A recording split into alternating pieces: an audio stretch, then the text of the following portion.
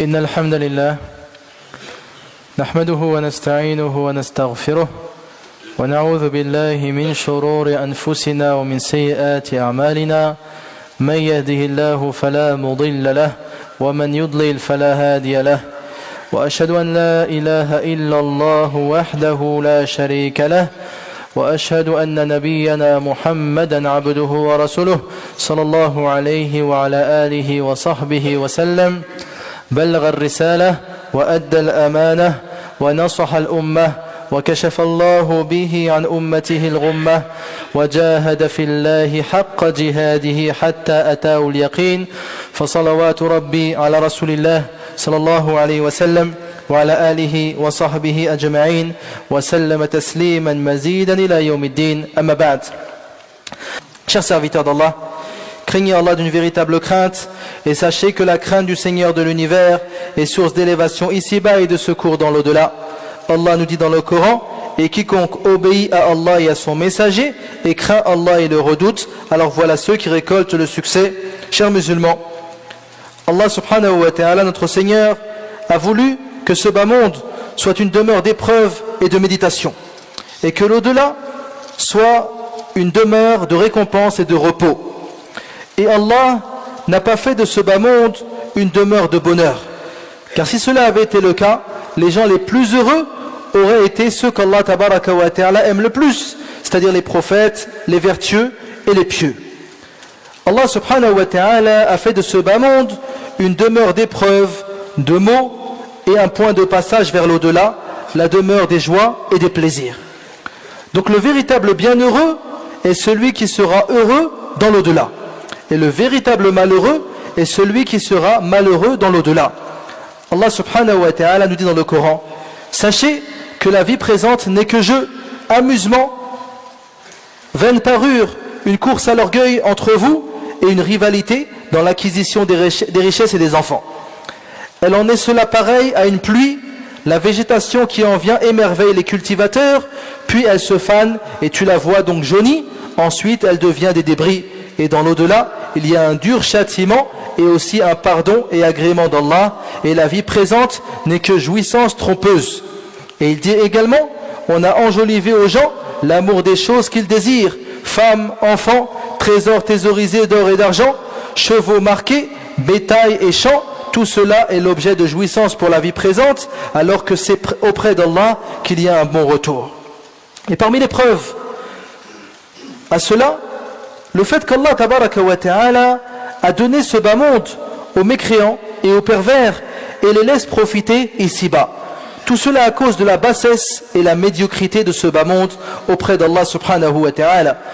Sahl ibn Sa'd radiyallahu anhu, il nous dit que le prophète alayhi salatu wa salam a dit: si ce bas monde valait auprès d'Allah subhanahu wa ta'ala le poids d'une aile de moustique, il n'aurait pas donné à boire à un mécréant une seule gorgée d'eau, rapporté par Imam al-Tirmidhi. C'est-à-dire que ce bas monde auprès d'Allah subhanahu wa ta'ala, sa valeur c'est en dessous de la valeur d'une aile de moustique.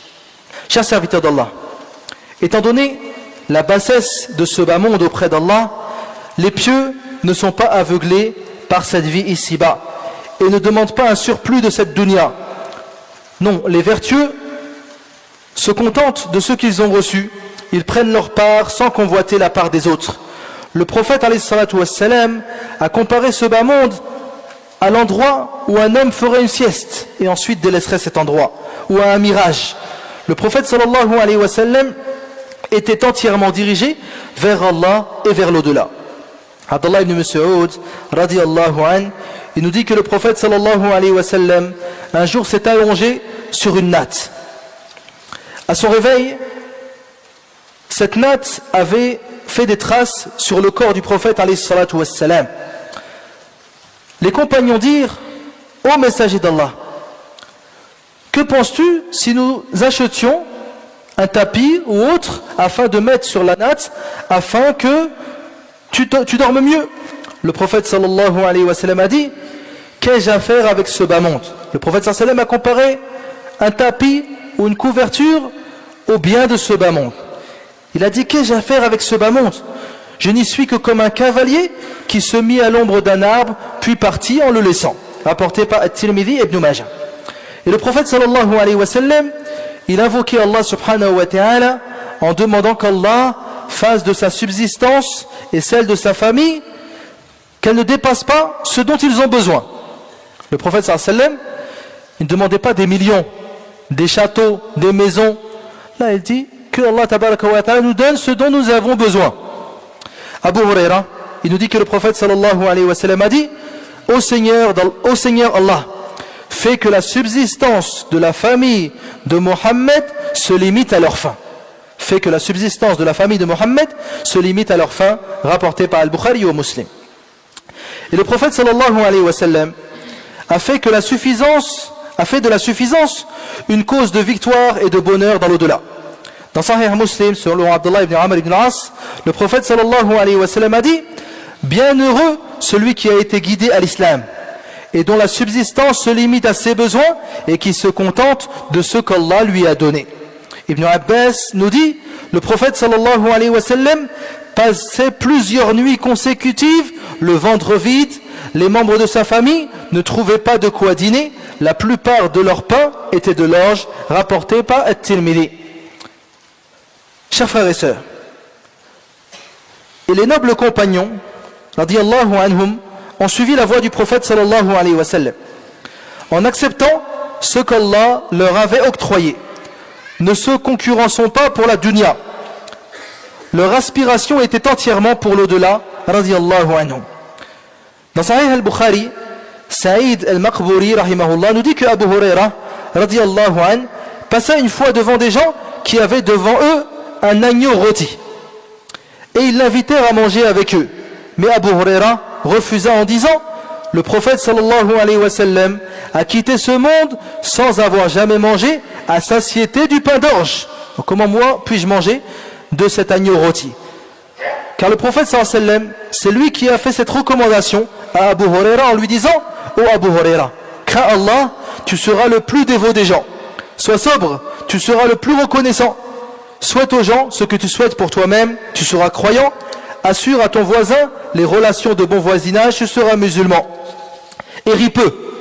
Et ris peu, car l'excès de rire tue le cœur, rapporté par Ibn Majah. Et ainsi étaient les compagnons donc, abstinents ici-bas, désirant l'au-delà, acceptant ce qu'Allah leur a octroyé, se suffisant à ce qu'ils possédaient. Hakim ibn Hizam, radiyallahu an, il nous dit: un jour j'ai demandé au prophète sallallahu alayhi wa sallam de l'argent, et il m'en a donné. Je lui ai demandé à nouveau, et il m'en a donné. Je lui ai demandé à nouveau, une troisième fois, et il m'en a redonné. Puis il m'a dit: ô Hakim, cet argent est comparable à un fruit tendre et délicieux. Celui donc qui le prend sans cupidité, cet argent lui sera béni. Mais celui qui le prend avec avidité, cet argent ne sera pas béni, et il sera à l'image de celui qui mange sans pourtant se rassasier. Il nous dit ensuite: la main qui donne est meilleure que la main qui reçoit. Hakim dit alors: ô messager d'Allah, par celui qui t'a envoyé avec la vérité, désormais je ne prendrai plus rien de personne jusqu'à ce que je quitte ce monde. Puis le prophète sallallahu alayhi wa sallam est décédé et Abu Bakr devient califat des musulmans. Il appela Hakim pour lui donner une part des dons, mais il refusait de prendre quoi que ce soit. Puis Omar arrivait et fit comme Abu Bakr, mais Hakim refusa systématiquement. Omar réunit ensuite les musulmans et leur dit: aux musulmans, je vous prends à témoin que j'ai proposé à Hakim la part du butin que Allah lui a imparti et qu'il a refusé. Et Hakim refusa de prendre quoi que ce soit de quiconque après la mort du prophète sallallahu alayhi wa sallam jusqu'à sa mort, rapporté par Al-Bukhari au Muslim. Chers serviteurs d'Allah, donc nous avons pu voir comment la suffisance était installée dans les âmes des musulmans et comment elle était ferme dans le cœur des pieux serviteurs. Observons maintenant nos vies à nous et notre réalité afin de voir où les gens sont arrivés. Tous les gens courent derrière le mirage de la dunya, sauf ceux qu'Allah tabaraka wa ta'ala a protégés. Ils cherchent tous à augmenter leur plaisir ici-bas, se concurrençant dans les jouissances de ce bas monde, s'empressant de se vanter de leur argent, de leurs économies, de leur maison. recherchant les plus hautes responsabilités et aimant la célébrité et aimant être vu. Tout cela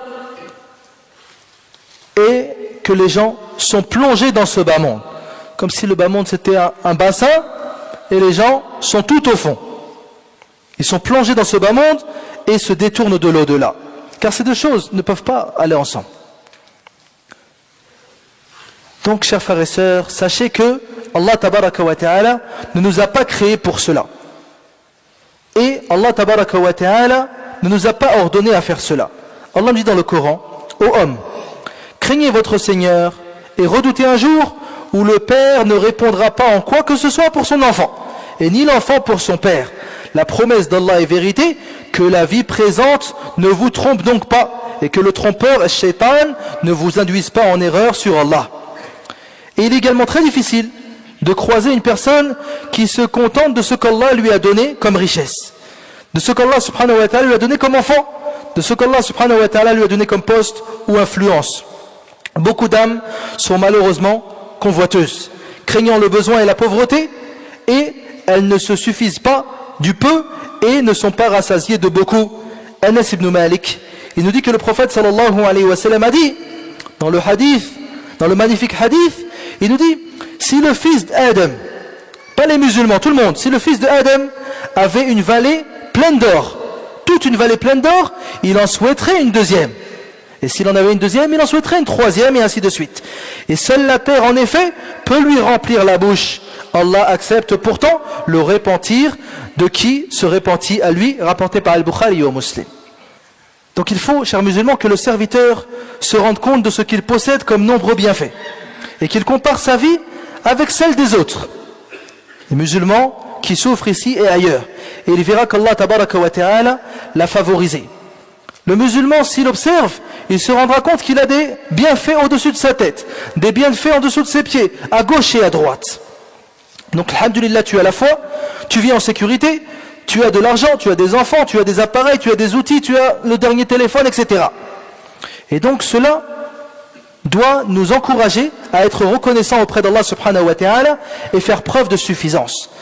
Ubaydullah ibn Mihsan al-Khatmi, radiyallahu anhu, il nous dit que le prophète sallallahu alayhi wa sallam a dit: celui qui, parvenu au matin, se sent en sécurité parmi les siens, en bonne santé et possède de quoi subsister la journée, c'est comme s'il avait rassemblé pour lui tout ce bas monde et ce qu'il contient. Donc à partir du moment où tu es en sécurité, en bonne santé et que tu as de quoi manger pour la journée, c'est comme si toute la dunya t'appartenait, rapporté par At-Tirmidhi. Donc combien parmi nous vivent une vie de roi, une vie de amir, sans le savoir? Abdullah ibn Amr ibn al-As, le célèbre compagnon, un homme est venu à lui et lui a dit: oh Abdullah, ne sommes-nous pas les pauvres émigrés, les muhajirin, les gens qui avaient quitté la Mecque en abandonnant tout? Alasna fuqara al-muhajirin? Abdullah ibn Amr lui a dit: as-tu une femme vers qui tu recherches asile? Il lui a dit oui. As-tu une demeure dans laquelle tu trouves la quiétude? Il lui a dit oui. Il lui dit: donc tu es riche. Et l'homme a rajouté, il a dit: oh Abdullah, j'ai même un domestique. Il lui fait: il lui a dit: donc tu fais partie des rois, rapportés par l'imam Muslim. Chers frères et sœurs, il faut également que le serviteur sache que Allah le jugera sur ses richesses. C'est bien de ramasser des biens, de ramasser des fortunes, mais sache que chaque fortune que tu réunis, tu seras questionné à ce sujet. D'où proviennent-elles et dans quoi ont-elles été dépensées? Donc le halal, nous serons questionnés sur le halal, et le haram sera un châtiment pour nous, walayadhu billah. Le prophète sallallahu alayhi wa sallam a dit: ô fils de Adam, ce sera meilleur pour toi de dépenser le superflu, c'est-à-dire, donc tu gagnes des richesses, ce qui est au-dessus de tes besoins, dépense-le, car le garder te portera préjudice. Et il dit ensuite sallallahu alayhi wa sallam: on ne te reprochera pas cependant d'avoir conservé le nécessaire vital, rapporté par l'imam Muslim. Et celui dont le but est ce bas monde, il n'a aucun but que ce bas monde. Il se lève le matin en pensant à la dunya, il se couche le soir en pensant à la dunya, et entre les deux il pense à la dunya. Celui dont le seul but est la dunya et ce bas monde, il va se fatiguer et il va épuiser les autres. et il mettra son Seigneur en colère, car automatiquement il délaissera les obligations religieuses. Quant à celui dont le but est l'au-delà, il sera tranquille et tranquillisera les autres et son Seigneur l'agréera. Le prophète sallallahu alayhi wa sallam a dit: celui dont la préoccupation est la vie dernière, Allah fera que sa richesse soit en son cœur et il confortera sa situation et les biens matériels se présenteront à lui avec docilité. Quant à celui dont la seule préoccupation est la vie ici-bas, Allah mettra la pauvreté entre ses yeux et suscitera en lui la confusion et il ne recevra de biens matériels que ce qui lui a été destiné, rapporté par l'imam al-Tirmidhi. Nasallallahu ta'ala bi asma'il husna wa sifatihi al-ula an yaj'alana min alladhina yastami'una al-qawla fayattabi'una ahsana. اللهم آت نفوسنا تقواها وزكها أنت خير من زكاها أنت وليها ومولاها اللهم إنا نسألك الجنة وما قرب إليها من قول أو عمل ونعوذ بك من النار وما قرب إليها من قول أو عمل اللهم إنا نسألك من الخير كله عاجله وآجله ما علمنا منه وما لم نعلم ونعوذ بك من الشر كله عاجله وآجله ما علمنا منه وما لم نعلم اللهم قنا من الفتن ما ظهر منها وما بطن اللهم أصلح لنا ديننا الذي هو عصمة أمرنا وأصلح لنا دنيانا التي فيها معاشنا وأصلح لنا آخرتنا التي إليها معادنا واجعل الحياة زيادة لنا في كل خير والموت راحة لنا من كل شر يا عزيز يا غفار اللهم اشف مرضانا ومرضى المسلمين اللهم اشف مرضانا ومرضى المسلمين اللهم اشف مرضانا ومرضى المسلمين اللهم رب الناس أذهب البأس اللهم أنت الشافي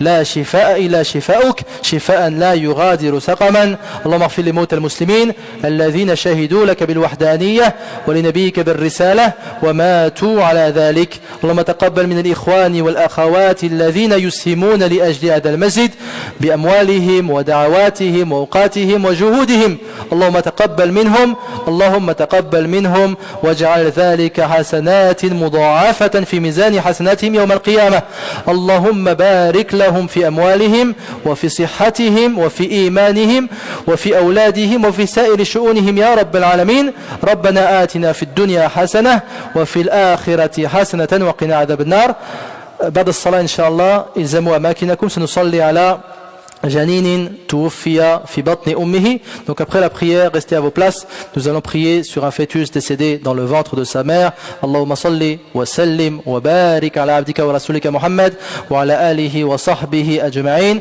wa akhiru da'wana anil hamdulillahi rabbil alamin.